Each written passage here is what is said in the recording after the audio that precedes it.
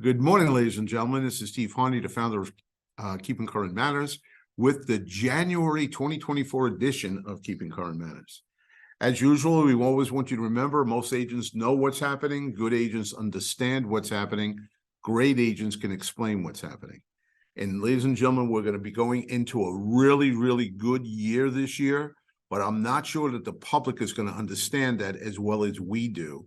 So it's crucially important that we look at that bottom line. Great agents can explain what's happening. This is going to be a year, especially because it's a political year. There's going to be all sorts of craziness out there, all sorts of wacky things being said. And a lot of it's going to be about housing, because I think that housing affordability is going to be a main issue in the election. So there's going to be all sorts of wackadoos out there saying all sorts of crazy things. We have to be able to explain that through. This might be, and I know I'm already talking to KCM members, so I'm not trying to sell anybody here, but this might be the single most important year you could be a KCM member, because we're going to get through all the baloney and we're going to be able to report to you exactly what is happening, so you could take best advantage of 2024. And by that, I mean, you could help more buyers and sellers make good decisions. All right. As usual, I want you to understand we're going to go through 30 minutes pretty quickly here of a lot of different things, but I want you to make sure that you understand that every Monday morning we do a deep dive where we take one particular item and we go deep on that item. We spend a half hour just on that one item. I think that this year that's going to be crucially important, because we're going to pick the headlines, the confusion that the consumer has, and we're going to do a deep dive on that issue that following week. For example, the last 4 deep dives we've done is the truth about institutional investors, because there's a lot of craziness, even on the political front about that. All right. FISOS expires in the new year. We got you prepared for that. Housing inventory and its impact on home prices. What actually is happening in housing inventory? And how does home ownership impact the family's net worth? Those were just 4 of the deep dives we've done. So please, I'm not saying that you have to be there for the deep dive. It's done every single Monday morning at 11 o'clock Eastern, 8 o'clock Western, on the Keeping Current Matters Facebook page. It's a Facebook Live. And if you miss that, you can go to the Keeping Current Matters page on YouTube. As a matter of fact, if you want to see any of those 4 that are shown right now, that's what you want to do. You want to go to the Keeping Current Matters page on YouTube. So let's go on. And we're going to start with not everybody else's forecast. We're going to talk about what KCM thinks is going to happen in 2024. And we're calling it the year of the 5s. We believe very strongly that 5 will be the handle, meaning the first number of mortgage rates by May. We know that mortgage rates have come down off that 8% number. We actually hit 8.03, and we're down now in the middle 6s as I'm recording this. But we believe pretty strongly that by May, the 5th month of the year, another 5, that the first number, it might be 5.99, but that first number is going to be a 5. And I think that when that happens, the floodgate's going to open. I think we're already seeing more and more business just because we're in the mid 6s.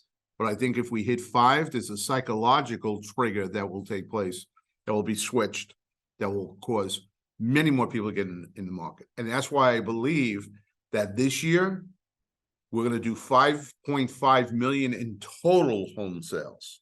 That's including existing home sales and new home sales. We're going to do 5.5 million. And ladies and gentlemen, that's a big jump up from this year. Some people are saying that maybe we're a little wacky with that one. And how can we jump from where we are now, which is 3.8 million, plus about 750. So we're talking about 4.5 million. We're going to jump another million sales. Yes, I believe we will. And as far as home appreciation is going to concern, you know, there's a thing that a lot of people talk about, reversion to the mean. And most people misunderstand that. What they think is because prices have been so high, appreciation has been so high over the last couple of years, reversion to the mean means that it has to drop below normal numbers to make up. And that's not what reversion to the mean means. What it means is we're going to go back to what normal numbers are. Look it up. Look up the definition. A lot of people have that definition incorrect. And I do think that we're going to go back to normal types of appreciation will be about 5%. And we'll give you some understanding of what other people think about that issue in a second. Let's start with the 5 will be the handle, the first number on mortgage rates. So we want to jump into mortgage rates immediately. And what we can see here, now we're not doing the daily rate. The daily rate jumped to 8.03. We're doing the weekly rate from Freddie Mac. And we can see the highest that hit was 7.79. All right, sometime in the middle of October. That's not that long ago. And now we're down to 6.61 on the weekly rate. So what we're seeing, there was a buildup to the in October all the way to the middle of October, and since that time we're seeing some relief in that issue. All right, and I think that relief is going to continue. It's going to bounce a little bit, but I think it's going to continue on a downward slope. As a matter of fact, Dean Baker, the senior economist at the Center for Economic Research, said it also appears that mortgage rates are now falling again. He's right. They will almost certainly not fall to pandemic lows, meaning 2-3%, although we may soon see rates under 6%, which would be low by pre-Great Recession standards. So he's also projecting that we're going to see rates under 6%. Now, when we talk about what KCM is forecasting, the year of the 5s, I wouldn't run out and start promoting that, because you're going to get a tremendous amount of pushback immediately on that. We're telling you that so you understand that it's going to be a phenomenal year. How you promote this to the public, I think that we have to take that, not make it sound like it's a fear of missing out and we're trying to create a frenzy again. I think that what we need to do is let them know where mortgage rates are. We have to let them know that there's more inventory coming in the market, and we'll talk about that in a second. All right, so we do think there'll be more sales. I don't know that you want to say, well, mortgage rates are going to hit 5s and we're going to have 5.5 million in sales and we're going to have 5% appreciation. Not that you shouldn't say that. You shouldn't promote it in a way where we're saying everything's back, baby, and there's a new frenzy starting. Let's calm down and let's bring this along as slowly as we can, us knowing that we're going to have a phenomenal year this year. Let's bring the public along slowly, because you're going to hear a lot of crazy stuff on the other side, especially it being an election year. A marked turn can be expected as mortgage rates have plunged in recent weeks. That's Lawrence Young. A marked turn. And that's exactly what we're talking about, and we're talking about it in sales. 5.5 million in total sales. Now, well, how could that happen, Steve? Well, if mortgage rates are coming down, we also have a situation where one of the biggest challenges in the market right now is there's not enough inventory. Part of the reason there wasn't enough inventory, or hasn't been enough inventory, is because there's been a lock-in. And here's the brand new numbers on the mortgage rates on existing mortgages in the country right now. And what we can see is 78.7% of mortgage rates are less than 5%. That's that lock-in. When rates were 7 going to 8%, nobody with a mortgage rate under 5% was thinking about selling, or almost nobody was thinking about selling and moving on. So what we had to do is concentrate on the lesser percentage that was over 5%, and maybe those between 4 and 5%. Because if they have a lifestyle change or something like that, they would still force the issue. But with rates coming down, now there's not as big a jump. All right, there's not that big jump. If they're at 4% and they jump to 5.5%, and they have a lifestyle, change or something that they want to make a move on, things will change. It's not going to look like this as we go into 2024. Usually when people had less than 3% mortgage rates, they're just not selling. Unless there was a real need there, they weren't selling. And that's probably still true. Between 3 and 4, they're probably not selling. But if rates get down into the 5s, they're going to start thinking about it. I think there's a pent-up selling demand. The listings that didn't come on the market for the last 18 months, some of those people want to move. And as the rates start to come down, and if they hit into those 5s early this year, I think we're going to get a flood of inventory for the spring buying. 4 to 5, they must think of before selling. They'll could be definites, and obviously the blue and the green. where they're, have mortgage rates closer to what they are now, those are people obviously be still willing to sell. But there's an interesting thing coming about that. Now, first of all, the lock-in rate, what's happening with that? Lance Lambert, founder of Resi Club, we might be at a peak lock-in effect.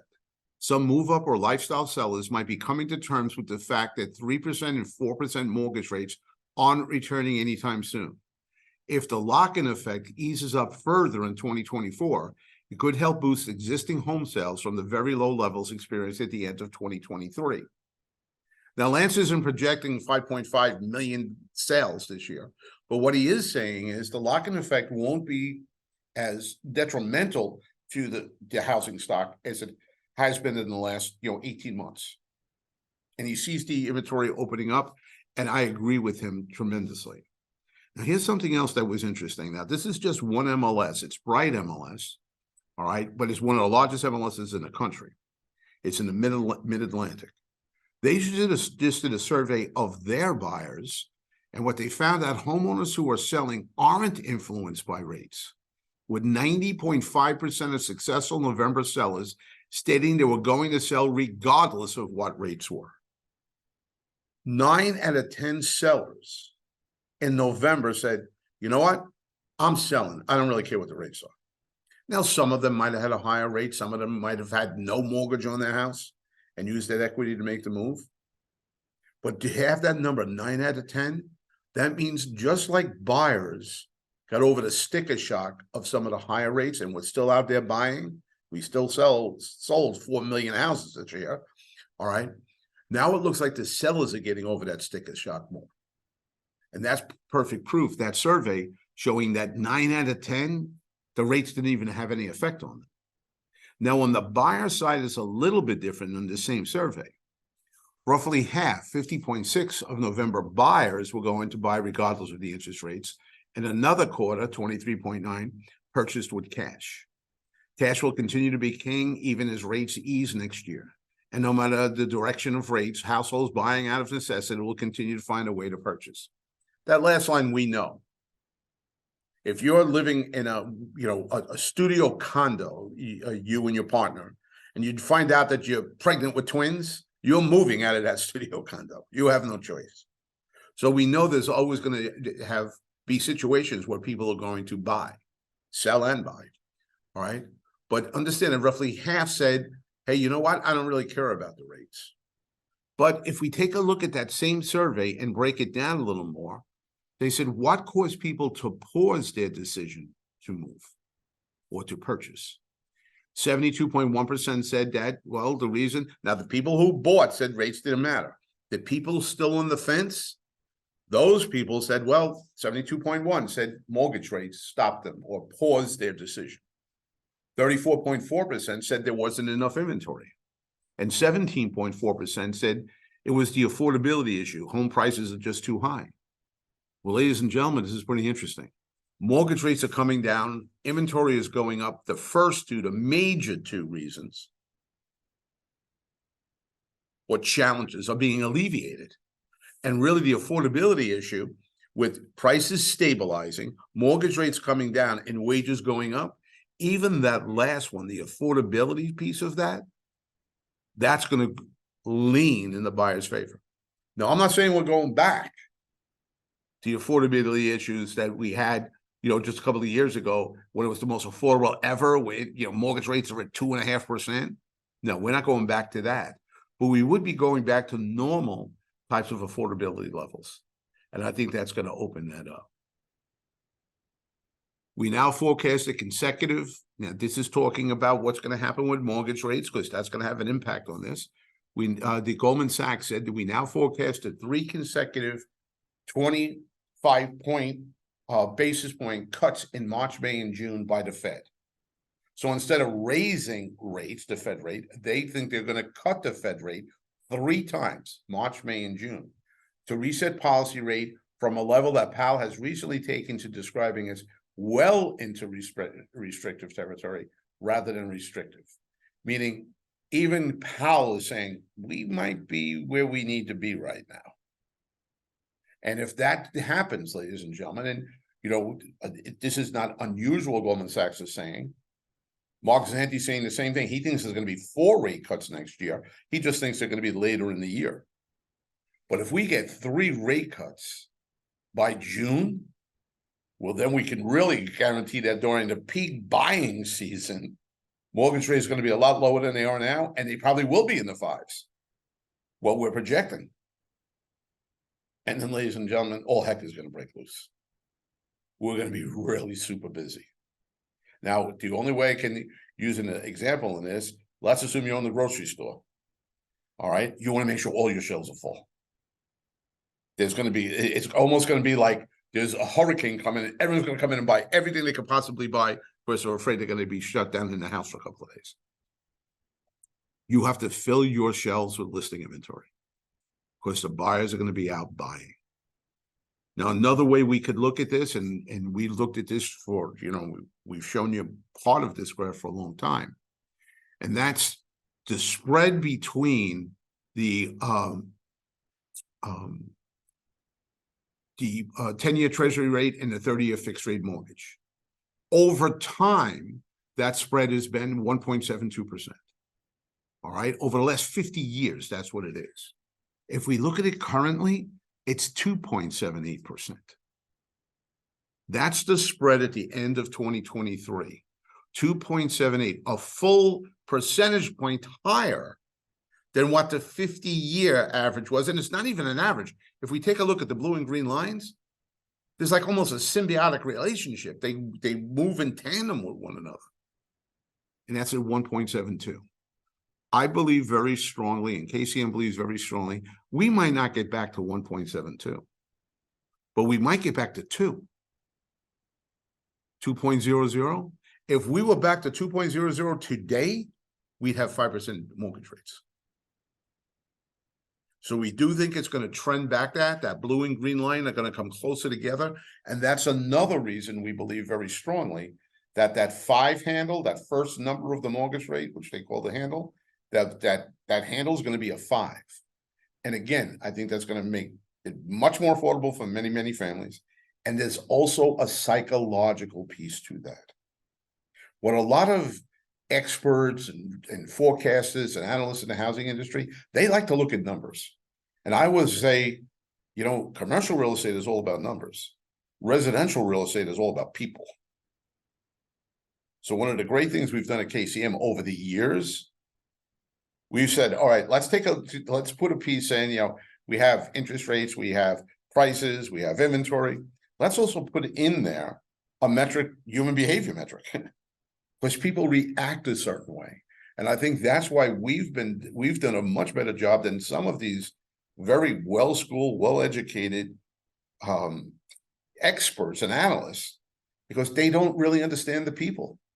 You're sitting at a kitchen table with people when they're listing their house. You're sitting with families when they're making a decision to buy a house.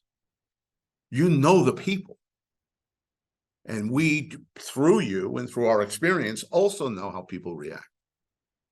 And it's times like this, especially during an election year when things are changing pretty dramatically, all right, in the housing market, that understanding the people part of it is crucially important. Sorry about that. Forgot to turn my phone off. All right, so that's what we have there. Now, another piece that I want to make sure you're aware of is new construction. The market currently requires a high level of new construction inventory due to a persistent lack of resale inventory. Now, resale inventory is going to increase. I don't want you to get away from whatever advances you've made, if you have in your marketplace dealing with builders. I think that the builders are still going to be a big piece of our business.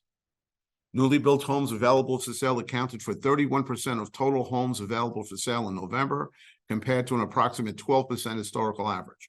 So it's about almost 3 times the percentage of houses that sell, of all houses that sell, have increased. They've gone from 12% to 31% of all sales. Now that number is going to come back down as more existing inventory comes to the market. But one of the ways more existing inventory is going to come to market is the fact that the builders want to stay below, in order to keep their business going, they want to stay below whatever the current rate is. So there's some examples right now that the builders will do buy downs on some of their product, and some people can get a 4% handle today. You have to be aware of what's happening in your marketplace, especially with the new construction, because if you have a seller with a 4-bedroom colonial that's thinking of moving to a 3-bedroom ranch, downsizing because all the kids are finally gone, they might be able to get low 5s, high 4% rates if they buy new construction. And forget about what your deal is going to be on the new construction. You're going to get that 4-bedroom colonial listing. So we have to be much more than we've had in the past. We have to be much more aligned with and associated and connected with the builders in our marketplace, especially the larger builders that are doing major buy downs, because that's a tremendous opportunity for someone that's looking to sell right now. All right. Crucially important. If there's one thing I would tell you to do, go out today and figure out in your marketplace, are there big builders that are offering buy downs, and make sure that every person in your marketplace that has a 4-bedroom colonial knows they can make a move down to something and already get a rate in the low 5s, maybe high 4s. Check it out. Now let's take a look at home prices. And we said that we believe very strongly that they're going to go back to what normal appreciation is, and we'll discuss what that is in a second. We're already seeing a return to normalcy. All right, this is the 49-year average monthly price movement, non-seasonally adjusted, the Case-Shiller. All right, over the last 49 years, every month this is what happens. And we know that at the beginning of the year it slows as the buying market comes, prices rise more quickly, appreciation accelerates. And then when we get into May and June, appreciation starts decelerating. We're not talking about depreciation. We're talking about appreciation decelerating. Now, the last couple of years, you could just throw this graph away. Things were just nuts. But we're, again, back to normalcy. The black is the graph I just showed you. The green is actually what took place each month this year. So what are we looking at? We're now getting back to normal appreciation. And what do we need desperately in the housing market? Normalcy. We haven't seen normalcy in over a decade. We haven't seen normalcy since 2006, 2005. So you're talking about 19 years. First, we had the craziness of the GFC, and prices crashed. And in order to bring the market back, they lowered interest rates, and we had mortgage rates at 2%, 3%, 4%. That wasn't normal. Then we had super appreciation during the pandemic. That definitely wasn't normal. And that caused all sorts of affordability challenges. What we need is to take a deep breath and hope that the market gets normal. Mortgage rates get to a normal number. Not that it's forcing everybody to buy a house because they're afraid they're going to lose out. Just a normal number. Prices get to a normal number, so affordability is okay. Because that's what's going to bring transactions to a normal number, which is about 5.5 million to 6 million every year. That's what we have to hope for, and it looks like we're headed there. Now, I've already told you that we believe strongly that we're going to just be about 5%. Let's talk about what other people are saying. All right, here's the projections from some of the major entities. All right, the MBA, Fannie Mae, Freddie Mac, the Home Price Expectation Survey, Goldman Sachs, NAR, Zillow, and Realtor.com. If we average them all in, and these things are going to change pretty dramatically with mortgage rates dropping, all of a sudden you're going to see these numbers go up to some degree. But if we average all of them in, we're talking about a 1.5% appreciation this year. And again, I think that these numbers have been adjusted every single month, some pretty dramatically, because as mortgage rates adjust, the thinking on pricing will adjust. One of the things I like to look at every year, all right, in every quarter actually, is the Home Price Expectation Survey. That's Fannie Mae's home price expectation survey, which is produced in partnership with Polsomics, which polls over 100 housing experts across the industry and academia for forecasts of national home price percentage changes in each of the coming 5 calendar years. And what are they saying? They think we're going to finish this year at about 5.92%. The year-to-date number through October from Case-Shiller is 6.3% right now. So they're really, really close to what actually is happening. That's their projection. And this is their projection over the next 5 years. As you already know, we think that their projection in 2024 is a little off. We think it's going to be higher than that. And it's going to be interesting to see in the next quarter whether they adjust theirs up. But even if we keep these numbers, even if we keep these very conservative numbers over the next 5 years, let's take a look at appreciation, because one of the things that people love about home ownership is they can build wealth. And if we're talking about building wealth, one of the major ways families build wealth is through the appreciation in the home, the equity in their home.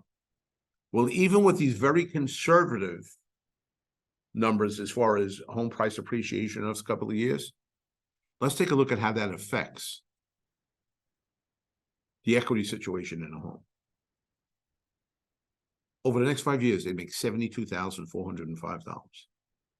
And I always complain on this, ladies and gentlemen, and the reason I complain as much as I do is whenever we're doing a rent versus sale comparison, rent versus buy comparison, I should say.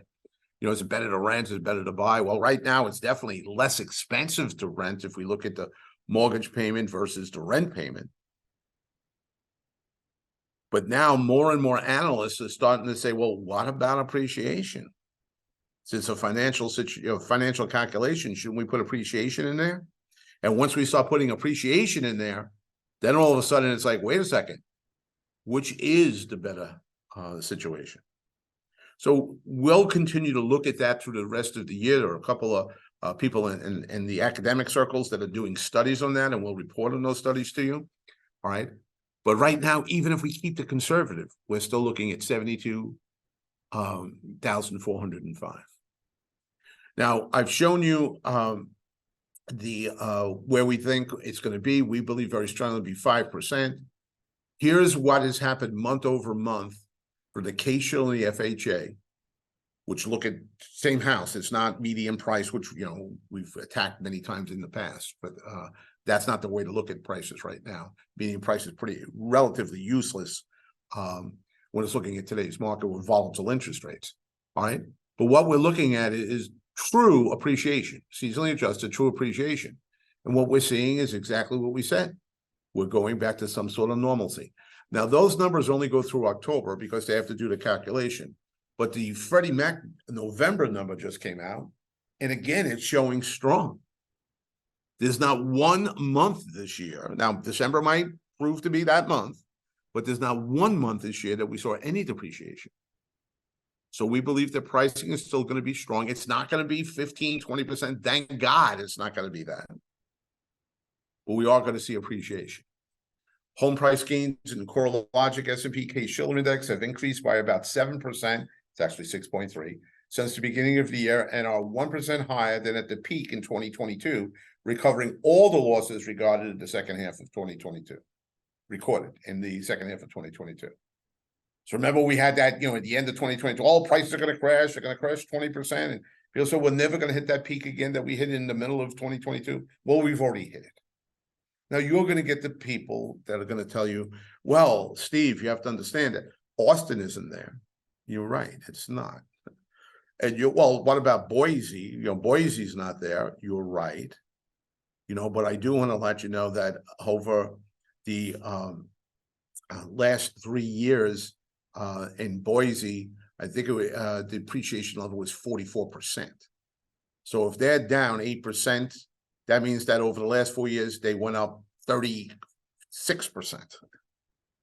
That's not such a bad thing. So there are pockets that are contracting right now, but that's all they are pockets.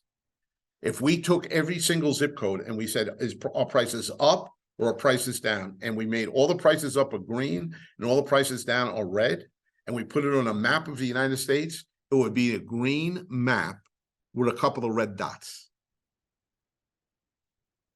So understand, as a nation, we're in much better shape. But again, reversion to the mean, the average price of the average appreciation, annual appreciation, is 4.9%. 2% over the last 42 years. And I think we're going to go right back to that, just about 5%. With mortgage rates dropping, demand for homes in early 2024 is likely to be strong and will again put pressure on prices similar to trends observed in early 2023. Most markets will continue to reach new home price heights over the course of 2024. Selma Hype from CoreLogic. There's not going to be no crashing of prices. You're going to hear that, just like you hear at the beginning of every year. You're going to hear that. In an election year, you're definitely going to hear that. That's not going to happen. We're also not going to have the 15, 20% appreciation either. Now let's put that all together. And let's say, well, what does this all mean? And let me give you a 90-day plan. A 90-day work plan for the beginning of 2024. Number one, stay focused, realizing this is an election year. There's going to be crazy headlines. There are going to be crazy narratives. There are going to be crazy stories. Come to both the deep dive and the monthly market report. Go to David's podcast. He has some great people on this podcast.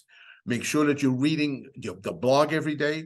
We'll give you the truth when everyone else is going to begin to give you their truth, if you know what I mean by their truth. There's going to be some craziness this year. You have to stay focused. We'll help you with that. Become the expert on everything real estate. Make sure that all those wacky things that you hear, when someone brings that up to you, you know the counter argument. Well, Steve, how can I possibly do that this son? You're a KCM member. Just stay involved with us. Make sure you're listening to the MMR every single month. Make sure you're doing real talks. Make sure you're putting videos out so that people understand what's taking place. Short 1-minute videos. And get yourself involved in what you're already paying for. We have the answer for your success this year. Just get involved with it. Broadcast the mortgage rate. People are still confused about where mortgage rates are. You have to be the person waving the banners. Ladies and gentlemen, since it's January, expireds, FSBOs, expireds. Go after every single expired listing. Don't worry about whether you thought it was overpriced. Maybe that was a bad first agent. Get in there and find out if those people really want to sell. And for the people that are not yet on the market, you know, usually we would offer CMA. No, let's make sure that we're offering the pair. We give you a tremendous support with that. We have the pair report, the professional equity assessment report. It's a couple of pages long. It's very easy to do. Offer that. Let people know, well, you know, how much equity do you think you've built over the last 3 years? How much equity do you think you built over the last year? Once you're talking to a homeowner about the amount of equity in their home, who knows where that conversation is going to go? So offer a free pad to everyone. And the last thing, ladies and gentlemen, prospect, prospect, prospect.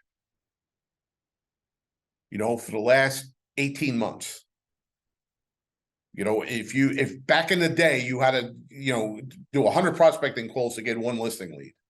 Well, this past year, you might have had to do 300 to get one listing lead. 2024, you might have to do 50 to get a listing lead. Your return on investment on your time and the effort that you make, whether you're mailing, whether you're door knocking, whether you're calling, your return on investment is going to be much greater this year than it was even prior to this craziness of the last 18 months. Because there's a pent-up buying demand. There's a pent-up selling demand. That's going to be released to the market this spring. You have to take advantage of it. The way to take advantage of it is fill your shelves right now. Well, that's the report, and I apologize. I went 6 minutes over. We usually try to keep it at 30 minutes, but there was a lot to pack in here. And again, if you want more detail on any one of these subjects, look for the deep dive. Look for the David's podcast. Go to the Keeping Current page on YouTube. There's so much available there for you that expert advice from the major players in our industry. Make sure you're getting that information. And we'll do it. And, you know, it's funny because data always tells an interesting narrative. What KCM does is take that data narrative and translates it into a language your buyers and sellers can understand.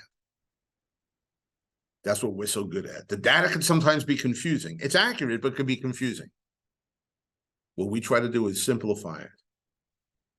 so you can make it very effective when you're making a presentation.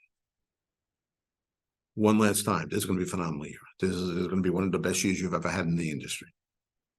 Let's stay connected, and let's make sure we help as many families, as many people as we possibly can. And as always, remember, keeping current matters, especially this year.